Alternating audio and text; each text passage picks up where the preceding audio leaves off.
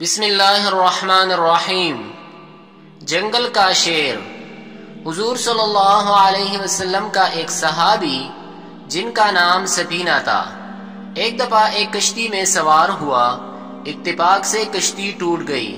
حضرت سفینہ ایک تختے پر بہتے ہوئے چلے گئے۔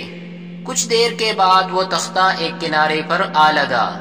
حضرت سفینہ وہاں سے اترے تو ایک جنگل میں جہاں شیر اور درندے تھے جا پہنچے۔ ایک شیر نے جب آپ کو دیکھا تو آپ پر حملہ کرنے کو دوڑا۔ حضرت سفینہ نے پکار کر کہا، خبردار اے شیر، دیکھ میں رسول اللہ صلی اللہ علیہ وسلم کا غلام ہوں۔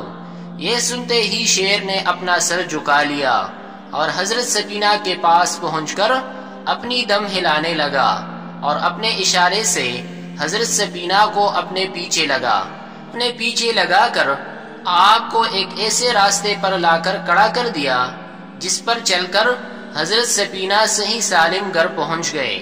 سبق: صحابہ کرام رضی اللہ عنہم اجمعین کی وہ عظمت تھی کہ جنگل کے شیر بھی ان کے غلام تھے، اور جو صحابہ کرام رضی اللہ عنہم اجمعین کے غلام ہیں وہی دراصل شیر ہیں۔